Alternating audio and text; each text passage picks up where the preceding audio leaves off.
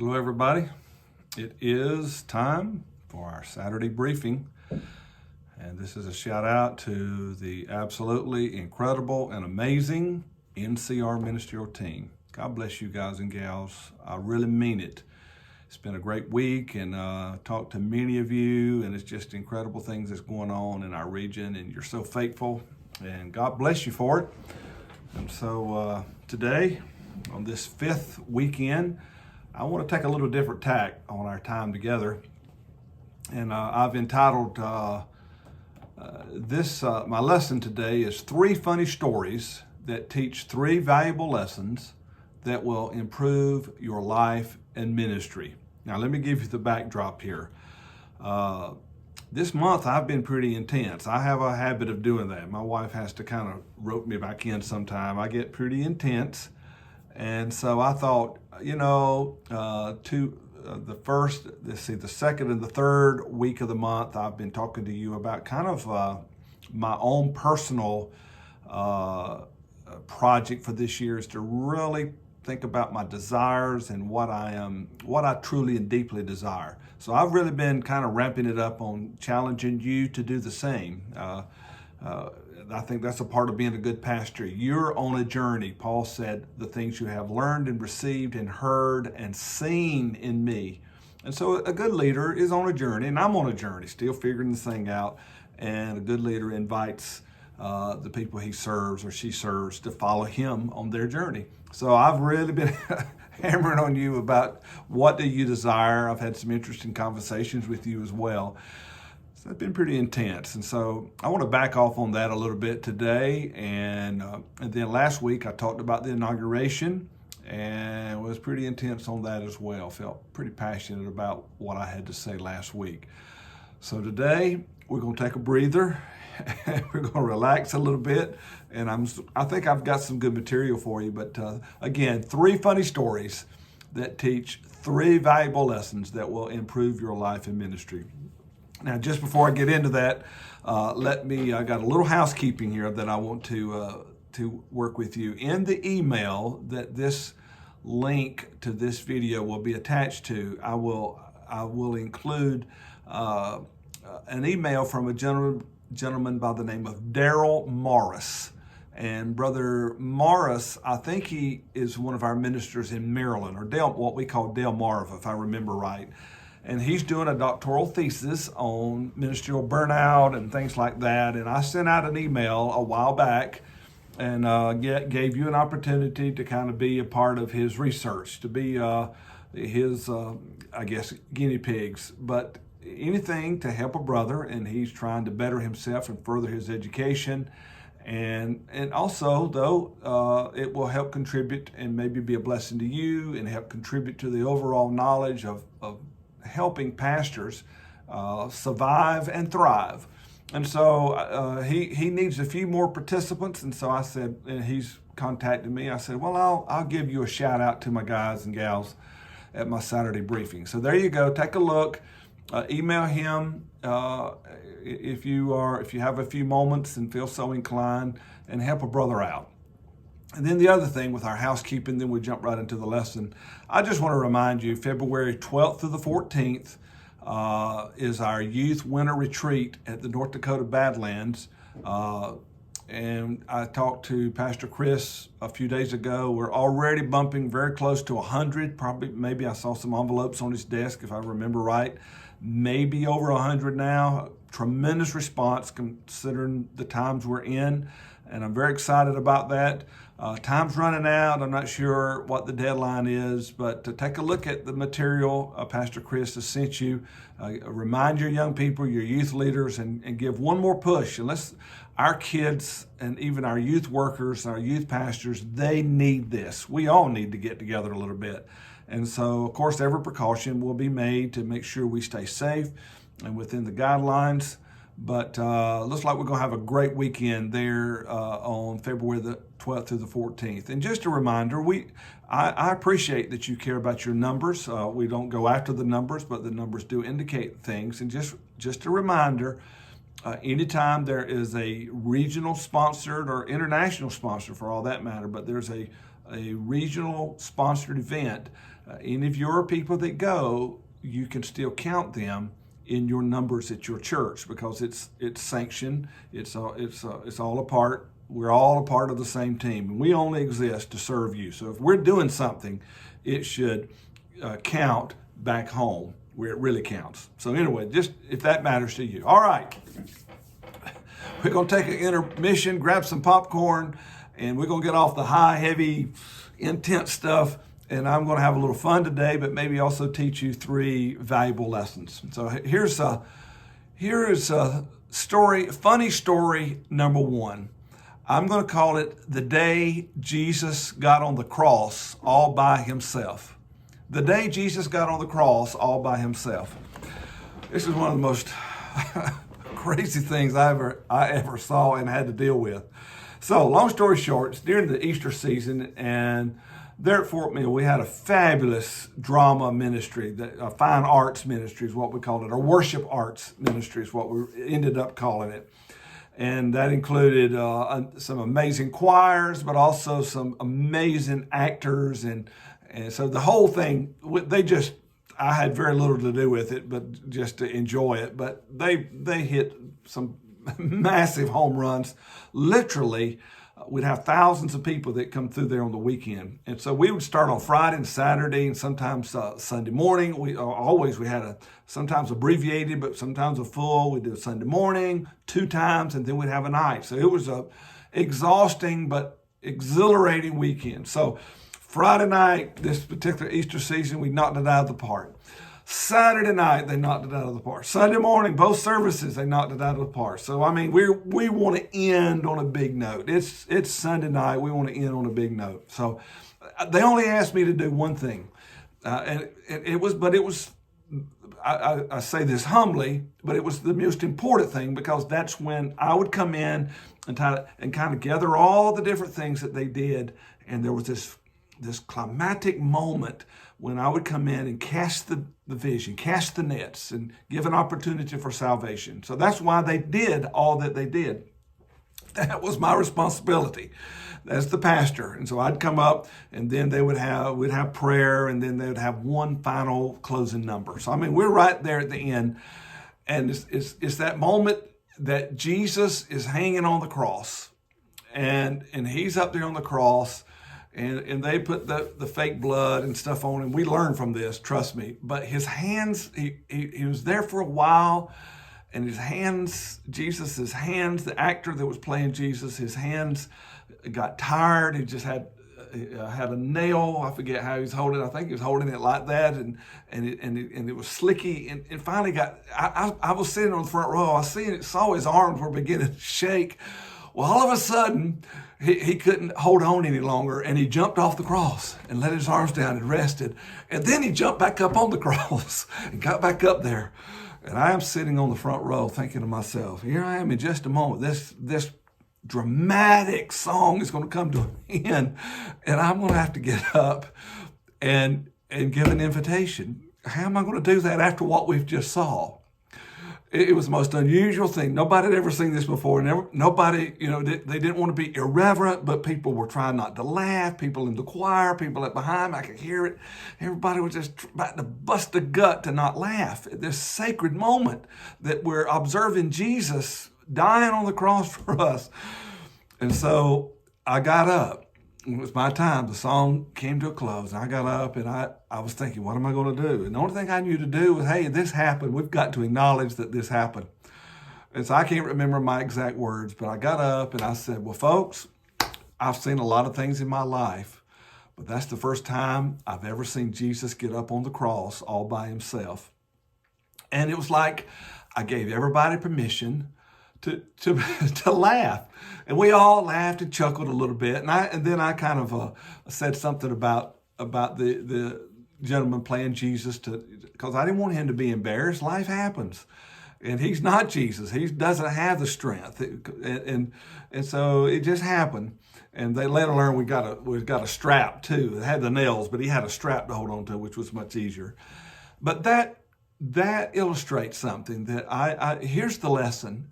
It's kind of what I'm doing right now with these intense lessons I've been giving us for the last 3 weeks. People need an intermission. You can't just keep driving your people. Sometimes we leaders, we're as soon as Sunday's over, we're already working on the next Sunday. As soon as one event's through, we're working on the next event. But people need an intermission. People need, to take a potty break. People need to get up, stretch. I would even do this during a service. We would have, you want to have an intense service and whatever how that looks in your church, but you want to get people into the presence of the Lord. And I didn't want to ever quench the spirit or be irreverent. But there would come a moment, I had it planned, there'd come a moment when, okay, this has been good, but now let's take a breather. And I would usually work in, I would hate to do announcements. That's not the point. I'd do that early in the service. I would not diminish the mighty move of God and getting into the presence of God and then talk about, a potluck. But what I would usually do is I'd take that moment and welcome our guest and just visit with them. And this was pre-COVID, but we'd get out of our seat and we'd go and hug necks and shake hands and it just gave people a break. And they if you knew the hometown rules, they knew if I am going to take a potty break, if I need to go check on something, check on my kid in nursery or whatever, that was their time to do it. And they didn't have to leave in the middle of a sermon or praise and worship. And not only in church, but just in your week, in your month, in your year. Every Sunday can't be Mount Sinai. Our human flesh can't take it. Every Sunday, every event, every day, people have to have an intermission. And so there is the Bible talks about God said, I'm going to give them shepherds that will go at the pace of the ewes with lambs, EWE, the female sheep with lambs. And you have to learn the pace. We're shepherds. We don't drive. We're not herders. We don't drive our people, but we shepherd them. So anyway, the day Jesus got on the cross all by himself, people need permission to take a break. All right, people need an intermission. All right, funny story number two. Funny story number 2. And I've entitled it, Who'd You Tell? Who'd You Tell? Okay. Now, let me set this up. One of the most influential people, I heard about this man in my earliest memories.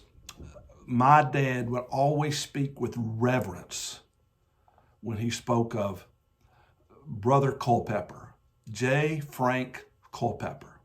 Brother Culpepper's going on to be with the Lord now, but he served on our executive committee. He served as the overseer of South Carolina. My dad's overseer. He a very successful pastor, just a great churchman, a great leader in the Church of God. And many years ago, when my dad was in the Navy, he was a single guy.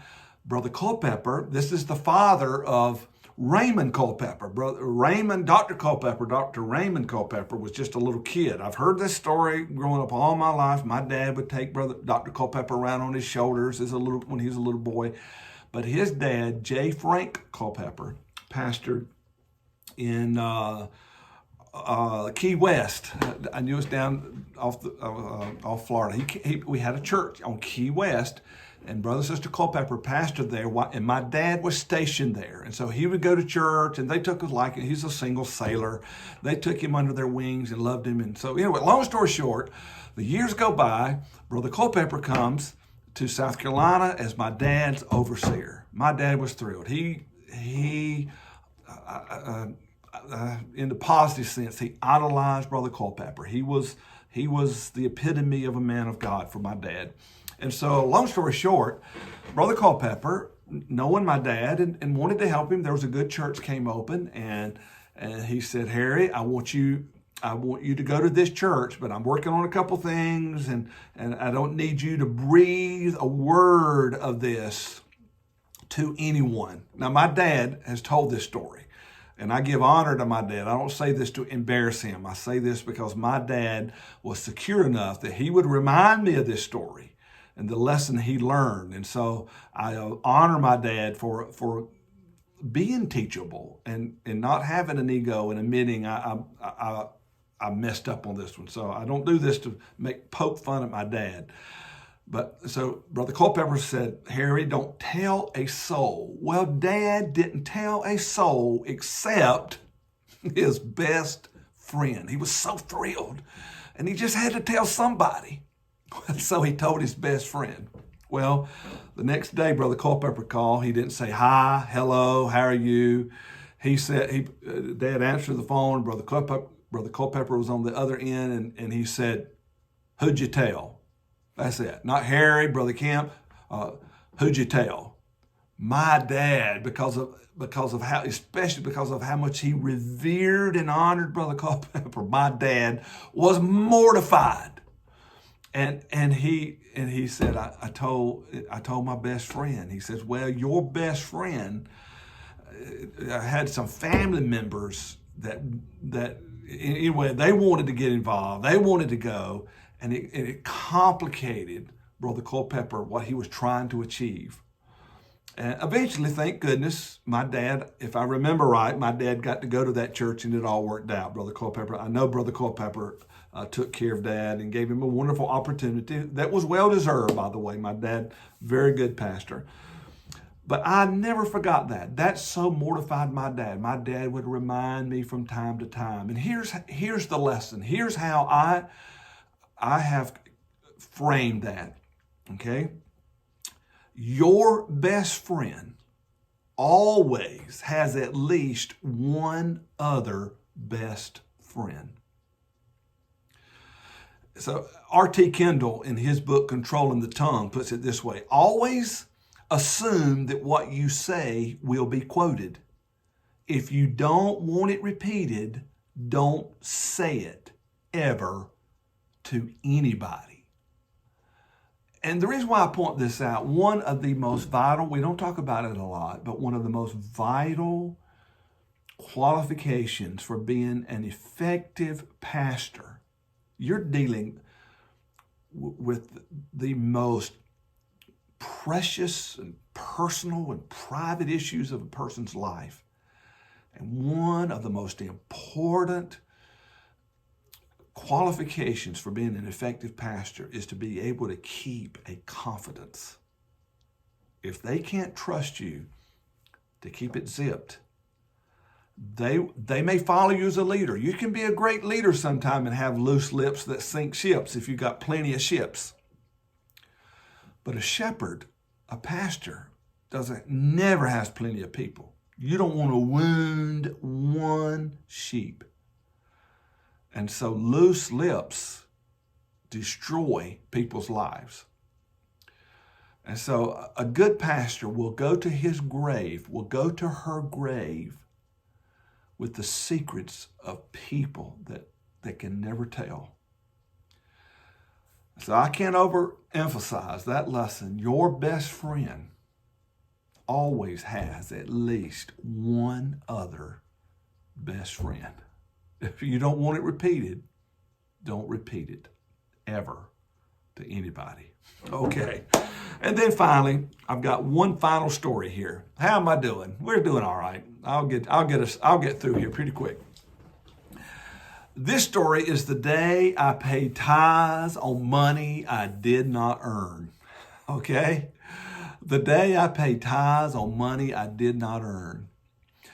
This was my first church, and I only had one or two tithe payers at that church. I didn't make a regular salary. I would get maybe $25, $30, $40 a week at best. Sometimes it grew up to $50, and then it got a little better. But I was, I needed people to pay their tithes. The few tithe payers that I had, I counted on them just to pay the bills, not just a little stipend that I got, but just to pay the bills, to keep the lights on. It was a struggle. It was a razor edge every Sunday from week to week.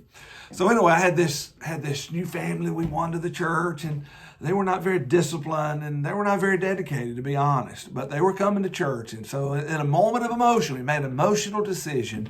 He said, I want to start paying my tithes. And he wrote a check and they paid their tithes, made a big splash. And man, I was thrilled. Oh man, got a new tithe payer.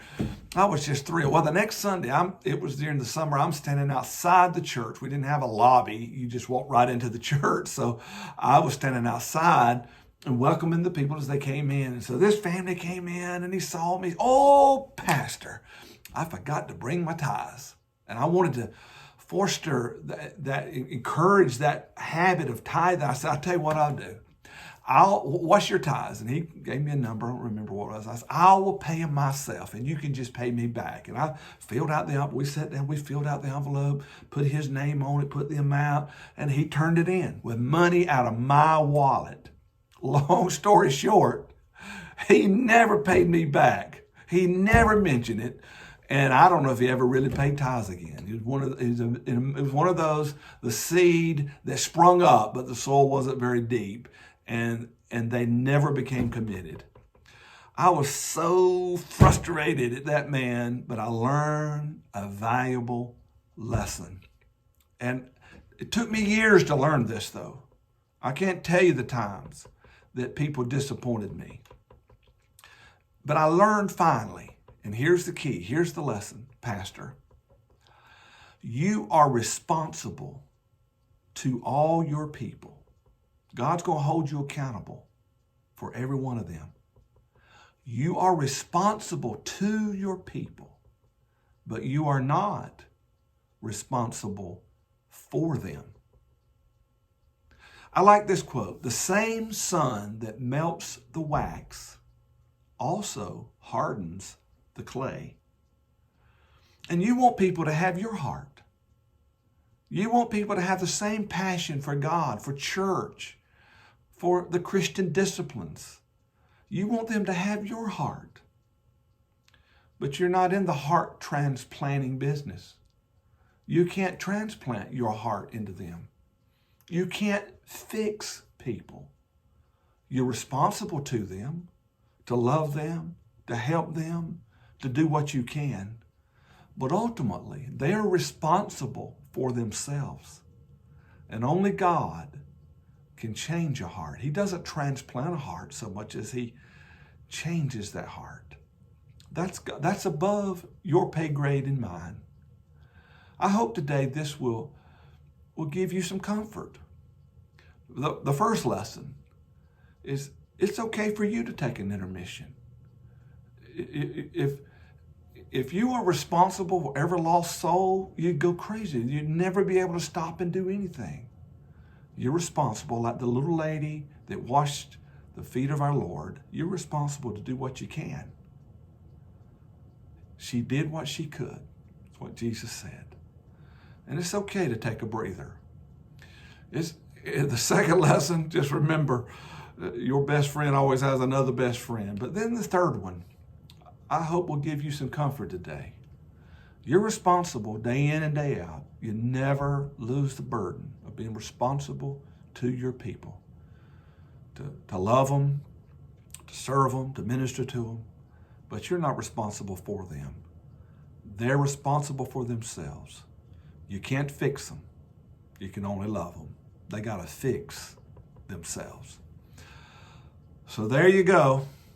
I will sum up with this quote here by a great book. It's called Empowered Church Leadership by Brian J. Dodd. This is one of those quotes that really helped me. He writes, sometimes it is difficult for caring pastors to keep a balance between serving people and pleasing them. Bob Schaefer, a seminary professor of mine, taught me a motto that has helped me to keep the balance between obedience to Christ and servant-like posture towards people. And he taught me, I am your servant, but you are not my master. And I've never forgotten that. I am your servant, but you're not my master. You serve the one that fixes hearts. Let him fix them. You love them. Well, there you go. 3 funny stories that give us 3 important lessons that will improve our lives and our ministry. Love you guys and gals. Let's keep running to win as we seek to finish the Great Commission. See you around the bend. You never know when I'm coming to your town.